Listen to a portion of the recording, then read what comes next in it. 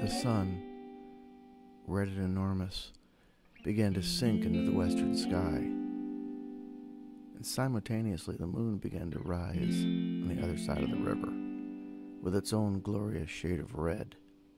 Coming out of the trees like a russet firebird, the sun and the moon seemed to acknowledge each other and dance of light across the oak and palm. Father watched it, and I thought he would cry again. He had returned to the sea, and his heart was a low country heart.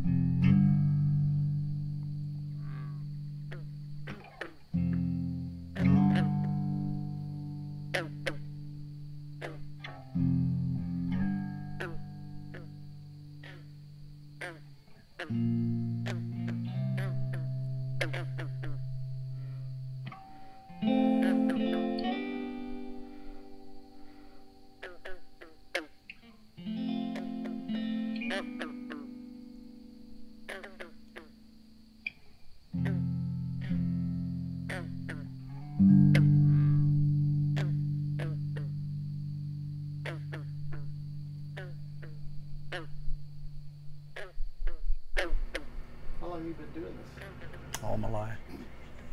Some kind of seafood. I wasn't always in the shrimp business or the clam business. We were in the eel and catfish business for many years. My dad had a couple of catfish houses. I don't talk to the news media at all. I don't either now. I quit that years ago, man. Because they cut it and they only take what they came to get. So your dad he got you into this business? No, he was a mullet fisherman from Florida, come up here in 1952 to catfish, because mullet was $2 a hundred. And so we left Florida. But my family's always been in the seafood business. Do you like it, obviously? I guess so. I don't know how to do anything else. Yeah. Are you filming me now? No. He hesitated too long. It's nothing really. My grandfather, he smuggled liquor. You what? Smuggled liquor into the United States from the islands, but it's all bonded liquor.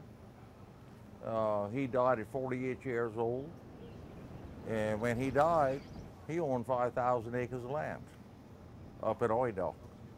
He invested all his money in the land. My father had this business before I did with it was kind of like a family business. It was a family business.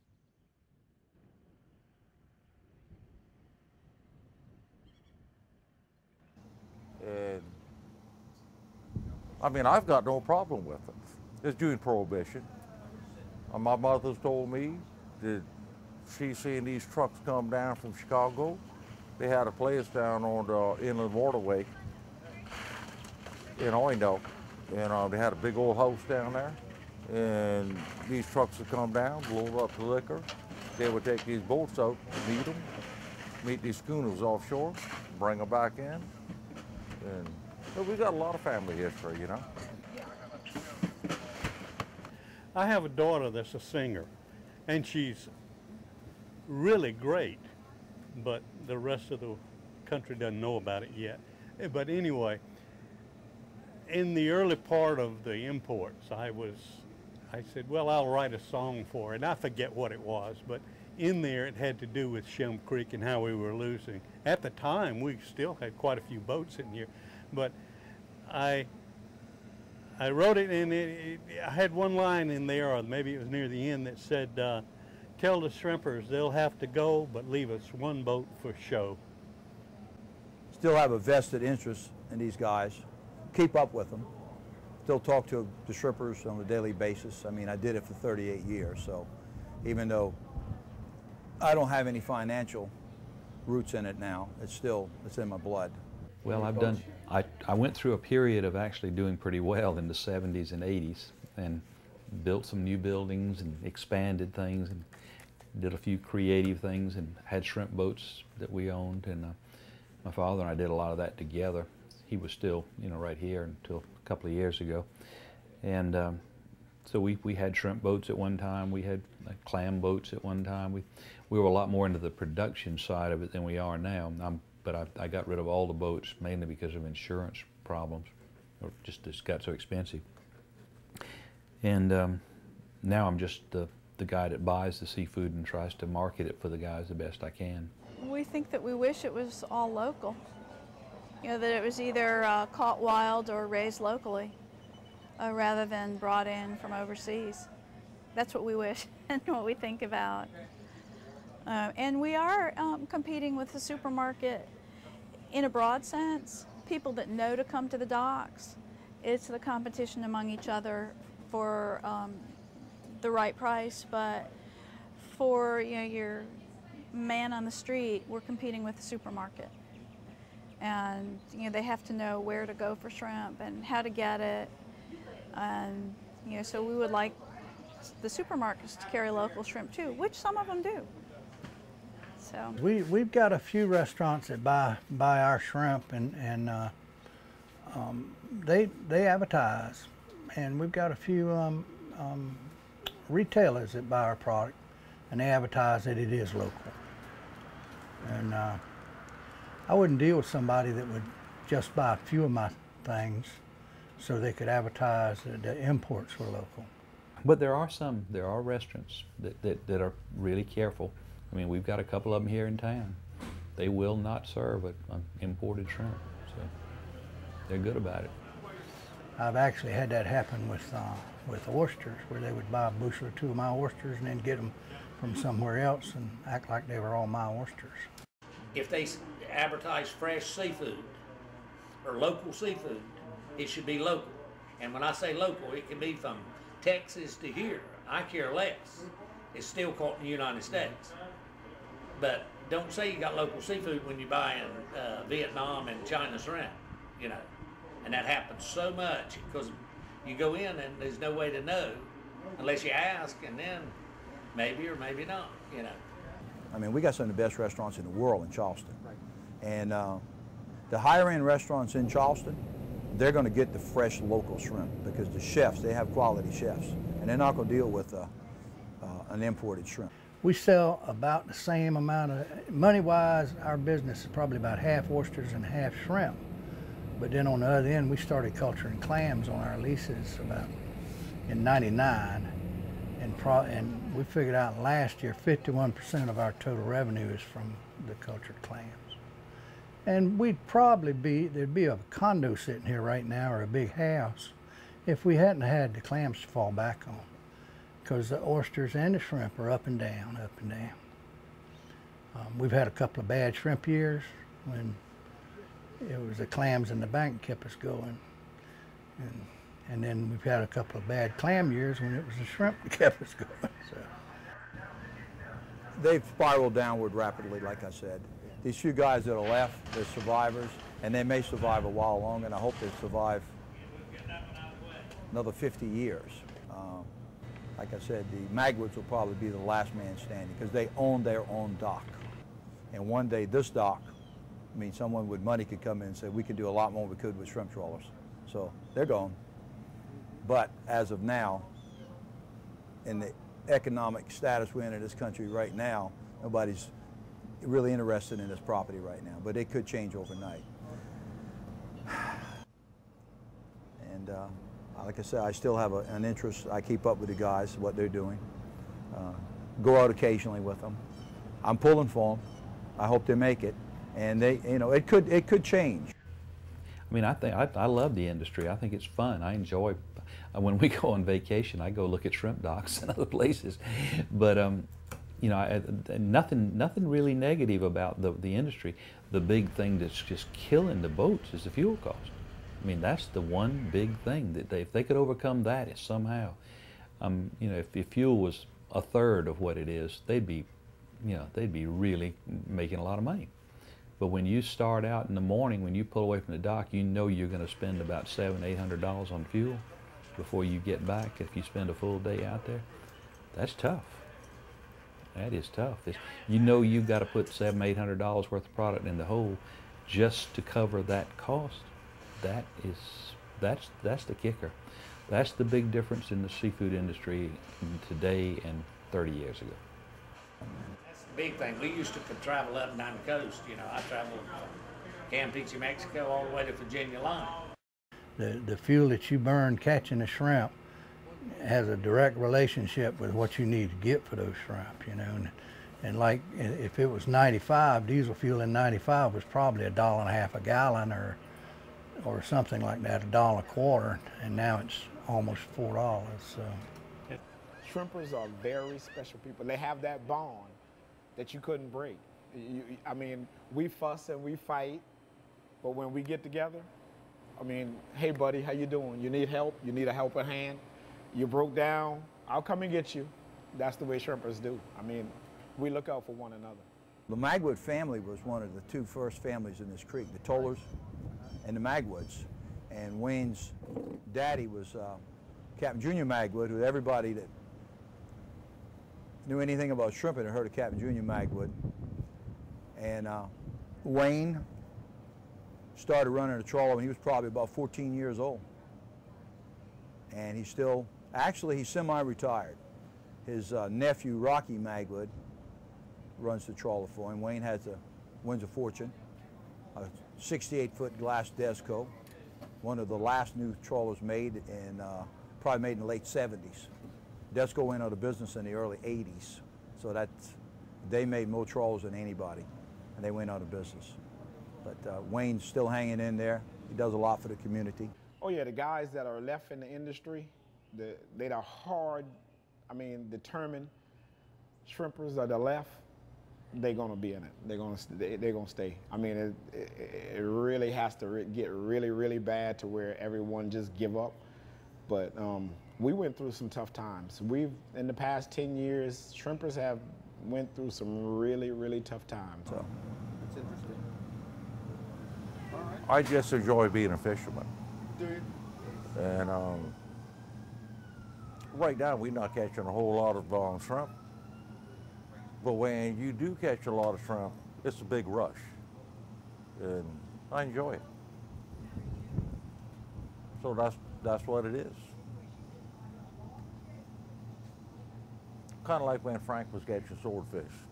It is a rush when you catch a lot of swordfish. Oh, yeah. When you catch a lot of shrimp, it's a rush. How vulnerable is your business? My business is just staying alive. I mean, if I didn't love to do it, would I be in it? No. Would I stay and do this? No. But I love to do it. I mean, I'm far from being rich. I'm far from having a big bank account, but I just love to do it. I mean, we selling these big tails now for around $7, and that's what I sell them for. And the boat gets like $6.50, and they were probably getting more than that. I talked to a fellow that told me back in the 80s they got $8 for 21 tails. So.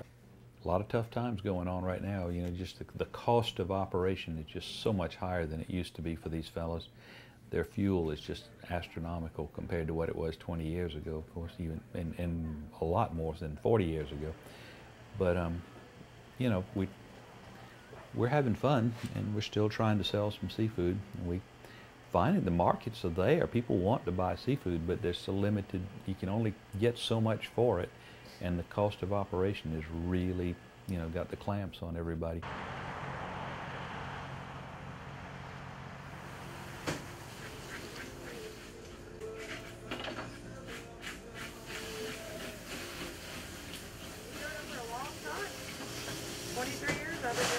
How long you been doing it, Dad? 30 years. Started off in Merle's Inlet, Myrtle Beach area in 1979. I can't tell you good enough stuff about them. And then we have a Beaufort Seafood Festival that they go down and they offer their food and they have their boats, and it's the cleanest, freshest fish, because I catch it. I'm not going to eat stuff that I can, you know, it's not fresh. Everybody in the world should come down and get cases and coolers and ship them, because right now the clams are coming and the oysters. Did you see that? Yeah. It's very firm and jumps.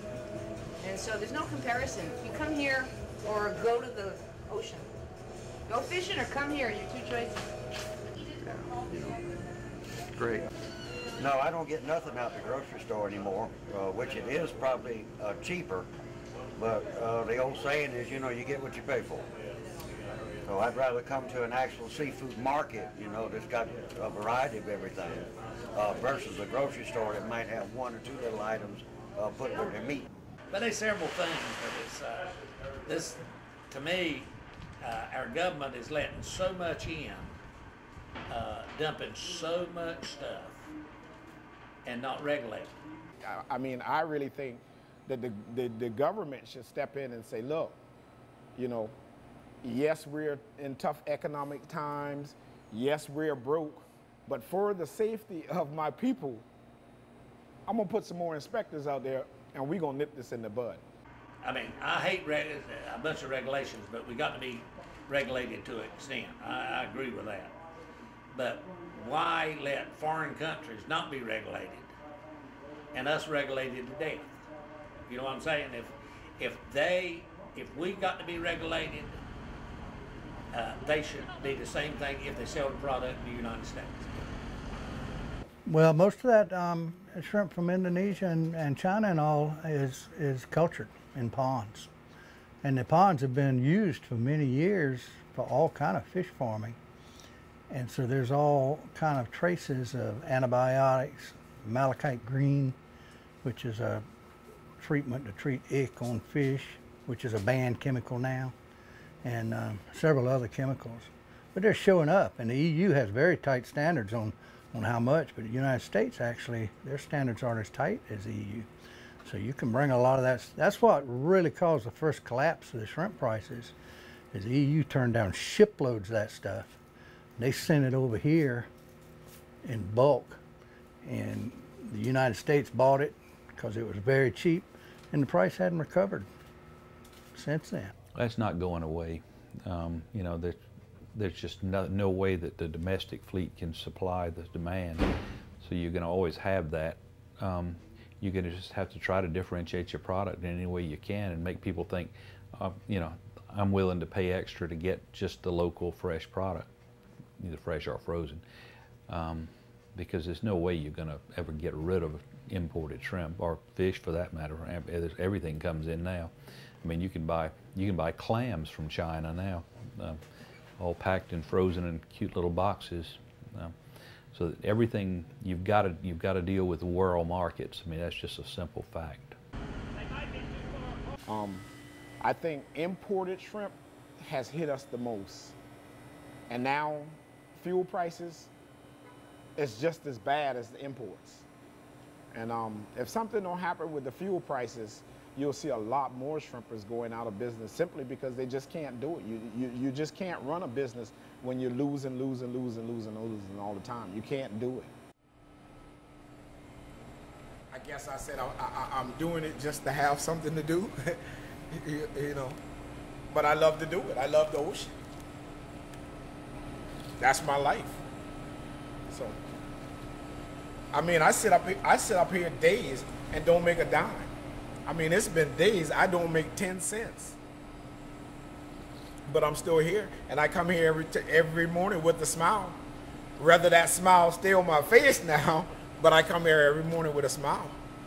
I get up out of my bed to go shrimping 2:30, 3 o'clock every morning, like I want to do it. I mean, it's not, oh, I don't feel like it. Nope, if I get up, I'm going. Let's go. We're going to do this. The mission simply is increase production, increase consumption. Frank, it was about 97, 98, somewhere in there. I call it 95 because I have a chart and it shows that 95 was our high year. We did $51 million. This is the total seafood production. And from that 95, which was a good year, which had averaged up to there about $42 million a year, average from 1980 up to 95. '95 was the year that started that sharp decline, and it went down. And starting about 2004 until today, we're doing about 20 million total. Well, I don't know. The Department of Ag says that they're going to help us, and if they would get very involved in marketing some of the local stuff to South Carolina and help us get into some of these bigger local wholesalers. I've heard a lot of rhetoric about it, but I hadn't seen much happen. Because of the way the laws are structured in South Carolina, the seafood, the laws, controlling the seafood industry we have a lot of misunderstandings, because there are things that the Agriculture Department can do, and there are things they can't do because of the way it's fragmented. It's a fragmented mess. So there are just certain things they can do and certain things they can't do. And the Ag Department has been really good to the shrimpers in this state. They are advertising for them, marketing, and the commission has assigned some people to go to the industrial distributors, Cisco, U.S. Foods, to see if there's anything they can do with the local shrimp. So they are working for us. But I know in the state of Florida, they have a whole office set up to market aquaculture products in the Department of Ag. And it's many people that do it. It's not one or two people. They have a huge budget for it too. And if they would do something like that with us, they might think they were so small it's not worth it. But if they would do that, then we could grow. I was in Cedar Key, and they're the largest clam farmers in the United States right now, yesterday. And I went to a guy's place, and he had a dozen people working grading clams and selling these little old tiny clams that I can't even sell. He's selling them in Vegas. And they ship them out there by the plane load. They air shipping them. And there's several other people selling them in those casinos in Vegas. Well, the Department of Ag got them every one of those markets. They sent people to Vegas, which was a big sacrifice for those salespeople, you know. But because of the way the laws are structured, most of the responsibility is in the Department of Natural Resources, not in the Ag Department. The laws need to be changed, and it's going to have to go through the legislature. But you have to change. So like in this creek, instead of everybody used to come in years back, and we had our designated docks. They got 99% of your shrimp because you worked so long, the hours. When you came in, you didn't have time to go out and hustle your product and get a higher price. The dock price was always fair. But what I want to see, what I would like to see, I don't even know if it's possible, but to me, if we could turn it over in the state, every time what have you got, about 3 or 4 turnovers there before it gets in the mouth. And that helps everything. Get more tax base, more jobs. But when the imports slammed us, the dock price went to about 50% overnight. So we've all become hybrids. We've all changed. Not much is happening in Colombia for the shrimping industry. Fritz Hollins was our friend. Me and my cousin Randy, we was always Republicans. Our parents were Democrats. But Fritz Hollins helped us. Our organization, the South Carolina Seafood Alliance, would not exist if it were not for Senator Hollins. We would love to see the people of South Carolina knowledgeable of this. We're working with the legislator now and just started working with them. Well, we've been working with a couple over the last year, and now we're moving on to work on more of them to see if we can get a bill passed to change the laws around so that the Ag Department is much more involved in this food source. This used to be a fuel dock right here.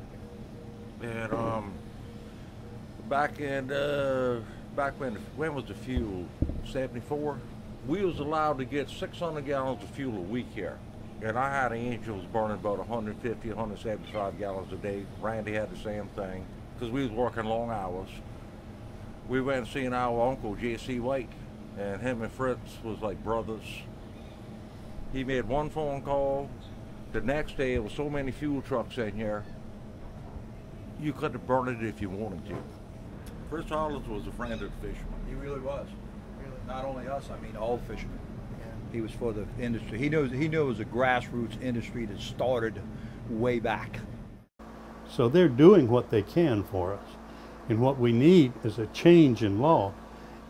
And I wouldn't want to say a paradigm change because it's not that drastic, but we do need fairly drastic changes in our law structure to put the marketing and just the general business end of it in the agriculture department where it belongs. And times changed, and you know, we're into computers and everything now. Like you say, business is business, but this is an old industry, and it's slowly failed. But like I said, the imports, that's what put us on our back, and we've never recovered. The only Democrat that I've ever voted for, and it didn't matter who was running against him, I was going to vote for him, and I was going to give him campaign money, and if he wanted some shrimp to go to Washington, he was going to get shrimp.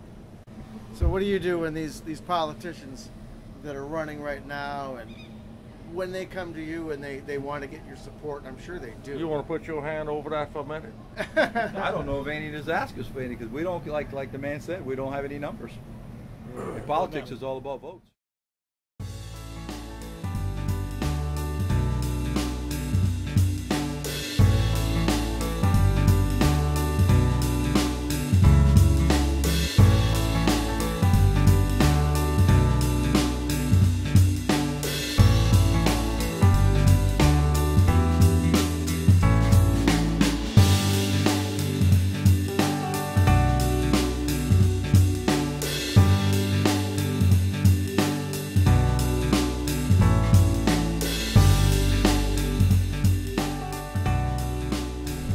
You have a good day?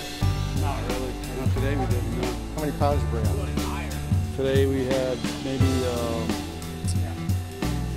something close to 100 pound with a head on the white shrimp and maybe 150 of the brownies on one drag. And that was the best drag. It has been the best drag of the day. The first drag on high water. After that, in low water, it falls off. So I had things I had to do today, bring nets to the net shop and whatnot. Did you? I wanted to get in early enough to do that. So.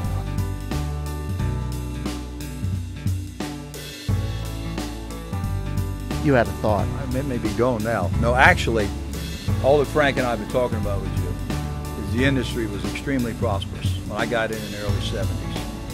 It was a good way, a good hard job, but you could really, it was fruitful. You could, satisfaction. Going in the ocean, working hard, and so, you know, you could make a really good living. You look at it, you would never see a wild-caught shrimp from China, Indonesia, or Taiwan. You won't see a wild-caught shrimp. They won't send us their wild-caught shrimp. They're gonna send us their junk. We're gonna eat their junk, and they're gonna keep the best for themselves. You take us, we take all our fresh product and send it everywhere else. Back in the old days when my cousin Bubba and myself were young, we would shrimp till dark. We'd shrimp from midnight till 18-hour stints. But you put your shrimp on the dock. You did not have to sell them. Now we have two jobs. We have to catch them and we have to sell them.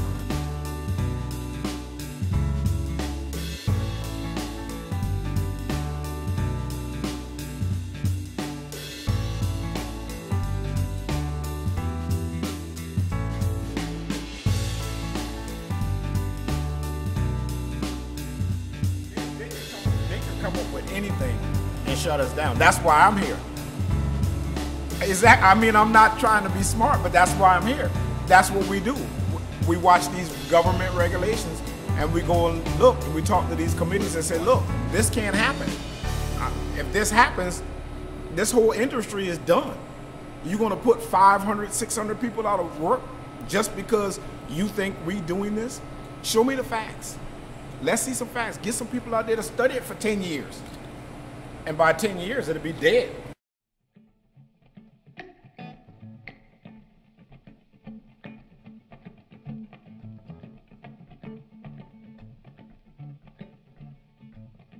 The legislators, I don't know what they could do. I mean, what can they do?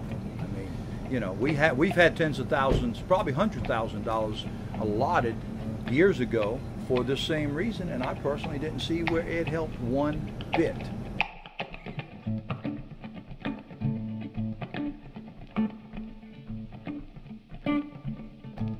Just say you got shrimp for $6 a pound that's from here that was caught yesterday.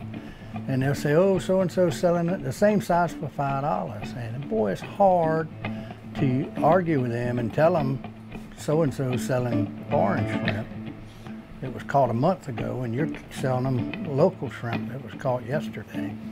And it's hard to deal with.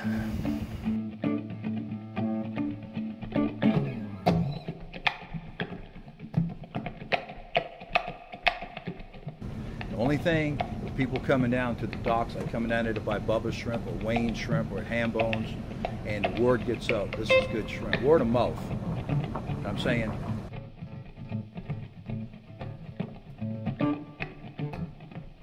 Now, the agriculture department could do much more if they were funded for it, and if it was written in their, mandated for them to do it. However, it's not. You go buy a pond raised shrimp, let anybody that knows how to cook seafood cook that the best of their ability, and cook a shrimp off one of these local boats to the best of their ability, and you'll take the pond raised shrimp, and your cat probably wouldn't eat it.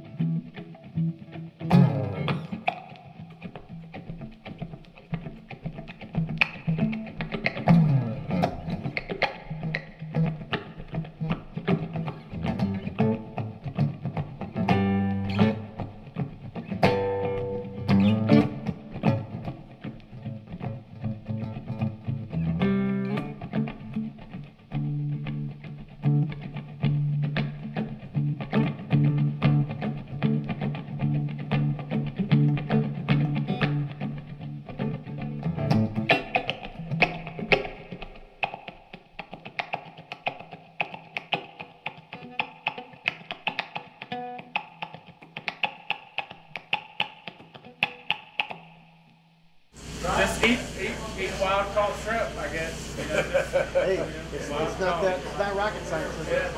Ask where your shrimp comes from. You know, when you go to eat, say, you know, this is Shrimp USA. Yep. Friday's on front is imported shrimp.